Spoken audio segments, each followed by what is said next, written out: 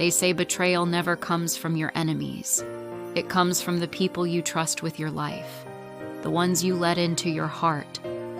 My name is Camille, and this is how my best friend destroyed everything I worked for, and how I made sure she would never forget me. She was my sister in everything but blood, my confidant, my business partner, the one I called family. But when I turned my back, she didn't just stab me once. She twisted the knife, over and over. This isn't just a story of betrayal. It's a story of survival, of transformation, of revenge, the kind that doesn't scream, but whispers through every win. Let me take you back to the beginning. I was never the loud girl. I wasn't the type to throw parties or post selfies every hour. I was the observer, the dreamer, the girl who doodled designs in the corners of her notebooks. Growing up in a quiet town, I had big dreams. Fashion was my escape. I'd sketch for hours, imagining my designs walking down runways in Paris, Milan, New York. My parents thought it was a phase, but I knew this wasn't just fantasy. It was purpose. That's when Lara came into my life. She was everything I wasn't: bold, confident, magnetic. She had a laugh that turned heads and a fire that couldn't be dimmed. We met in high school. She saw me sitting alone at lunch one day and sat next to me without asking. We clicked. Instantly. She made me feel seen. She made me feel powerful. Lara and I became inseparable. She called me her sister. I called her my anchor. Through high school heartbreaks, college chaos, family problems, we stood side by side. In college, we moved in together. We shared everything: our space, our struggles, our dreams. It was Lara who pushed me to turn my sketches into products. We started with a simple Etsy shop, selling handmade designs we put together in our tiny dorm room. One day, an influencer wore one of my dresses and tagged us. Overnight, orders flooded in. That was the start of Lumino Co., our dream brand. We celebrated with dollar store champagne and danced barefoot in our apartment. I handled the design and production. She handled the marketing, the face of the brand. It worked. At least, I thought it did. Lumino Co. exploded. We went from dorm room designers to trending entrepreneurs within a year. We upgraded from shared workspace to a beautiful loft studio in Soho. Our designs were featured in indie magazines. We were invited to panels and fashion events, and a major boutique offered to carry our pieces. It felt surreal, like all our dreams were coming true. But as success grew, so did Lara's control. She started speaking for both of us during meetings, brushing me aside like an assistant instead of a partner. When I pushed back, she'd smile and say, "I've got this, Camille. Just trust me." She insisted on handling all the finances, said I should focus on the creative. I didn't fight it. She was my best friend. Why would I question her? The first red flag came when I tried to log into our business account and couldn't. Lara said it was for security. I believed her. Then came the late shipments, supplier complaints, missing funds. But Lara always had an explanation: a delay, a miscommunication, a glitch. And every time I nodded, because I trusted her.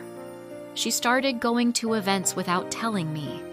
Then I saw photos on Instagram, her smiling next to celebrities, talking about her brand. The caption read, "So proud of how far I've come." Not we, not us, just her. At night, she'd come home distracted, whispering on the phone, locking her laptop the moment I walked in. I told myself it was nothing, that she was just stressed, busy, overwhelmed. But deep down, I knew something was wrong, until I couldn't deny it anymore. It started with an envelope, left anonymously on my desk. No return address, no note, just truth. Inside were copies of documents with my signature, ones I never signed, bank statements showing withdrawals I never authorized, loan applications with inflated revenue figures and my forged initials. I stared at them for hours, my stomach in knots. I tried to convince myself it was a mistake, a prank, even sabotage from a competitor. But deep down, I knew. I took them home that night, laid them out on the kitchen table. When Lara walked in, I asked, "What is this?" She didn't even try to fake confusion. She glanced at the papers, let out a slow exhale, and then she laughed, a cold, empty sound. "You're talented, Camille," she said, "but you're naive. I carried us. I pitched to investors. I made connections. I got our brand noticed. And while you were doodling in your notebook, I was building something real." I was stunned. "You stole from me." "No," she said, tilting her head. "I claimed what I earned. You would have ruined us with your slow perfectionism and second guessing. I saved us. And now I'm moving forward, with or without you." My hands trembled. My throat burned. I couldn't speak. She leaned in. "You were too soft. This is business, Camille, not art class." Then she walked out. 10 years of friendship, loyalty, dreams, shattered in a heartbeat. I stood there in silence, my reflection trembling in the kitchen window. It was the moment I realized I hadn't just lost a friend. I'd lost the illusion of safety, and the war had just begun. I started small, with the pieces of me that remained. I sold the last few dresses I had made by hand to cover rent. I closed the door to the old studio. I left Soho, moved back into my childhood bedroom, the same place where I'd first dreamt of becoming a designer. It was humiliating, but also grounding. I had nothing to prove anymore, only something to rebuild. I picked up freelance gigs, designing behind the scenes for other brands, ghost creating sketches, advising on collections anonymously. I needed the money, yes, but I also needed the distance. I needed to observe, learn, strategize. By day, I worked quietly. By night, I researched relentlessly. I studied business law, accounting, and contracts, the things I had ignored while blindly trusting Lara. I read books on corporate fraud, watched documentaries about whistleblowers and recovery stories. I joined online forums for small business owners and women entrepreneurs. That's where I found others like me, women whose ideas were stolen, whose partners betrayed them, whose voices had been silenced. We shared stories, advice, tools, and strength. From the ashes of our losses, we built a digital sisterhood. One woman, Priya, had lost her entire app to a co-founder who patented her code. Another, Elena, was pushed out of her wellness brand after she got pregnant. All of us had scars, but more importantly, all of us were rebuilding. With their encouragement, I began drafting a new plan, not just to start over, but to rise with purpose, to build something unshakable.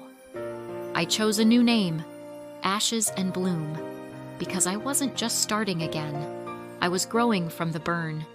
The designs were raw, honest, emotional, inspired by grief, hope, resilience. I sketched a collection called the Scar Series, every piece inspired by a part of the journey: loss, anger, emptiness, and rebirth. I didn't post it online, not yet. I was patient now, strategic. Every move had to matter. Every piece had to reflect the woman I was becoming. The first dress I made, I called it the Phoenix. Hand-dyed in shades of ash and rose gold, with embroidered flames licking the hemline. It wasn't just fabric, it was a declaration. I wasn't broken, I was rising. A year had passed. I was no longer the woman who cried on the floor of a studio she'd been pushed out of. I was sharper now, stronger, and more dangerous. Because I had nothing left to lose and everything to prove. The moment I decided to fight back, it wasn't out of rage, it was clarity. I didn't want revenge for the sake of ego. I wanted justice for myself and every woman who had ever been silenced, overlooked, or erased. The first step was evidence. I combed through every email, every contract, every message Laura and I had exchanged over the last 5 years. I printed bank statements, dug through archives, even restored deleted files from old hard drives. Anything that could prove her fraud. Next, I documented the timeline. Every discrepancy, every forged signature, every misused fund. I knew her pattern now. I knew the way she lied, covered her tracks, charmed her way out of consequences. Then I found the right lawyer. Not just any lawyer, but one with a reputation for representing whistleblowers and small business owners crushed by bigger players. Her name was Sloan, and she didn't flinch when I told her everything. She leaned back in her chair, flipped through the folder I handed her, and said, "We're going to bury her." But I didn't stop there. I tracked down Laura's new clients and investors, the ones she dazzled with the success story she built on my back. I sent them anonymous tips, not slander, just facts, copies of financials, screenshots, evidence. Then came the journalists. I contacted an investigative reporter known for exposing fraud in the fashion industry. I didn't want fame. I didn't even want her name in headlines. I wanted truth.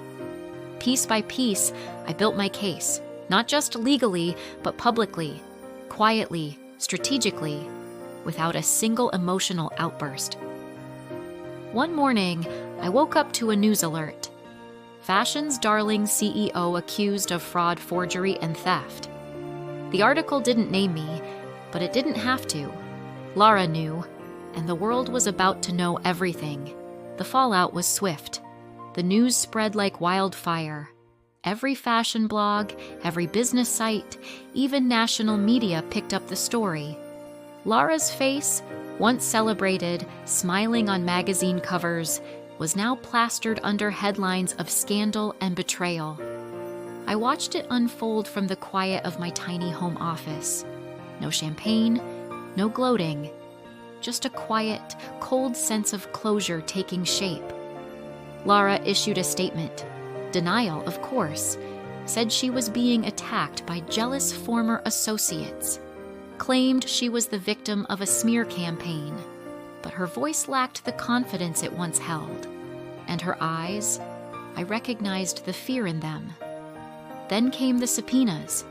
The court case was public and brutal. My lawyer, Sloan, was methodical, ruthless. She presented every document, every fraudulent transaction, every manipulated record. Laura's defense crumbled quickly under the weight of undeniable evidence. I took the stand. My voice trembled at first, but with each word, I felt stronger. I told the truth, not just about the fraud, but about the friendship, the manipulation, the gaslighting. I saw heads nodding in the audience. I wasn't just telling my story, I was telling theirs.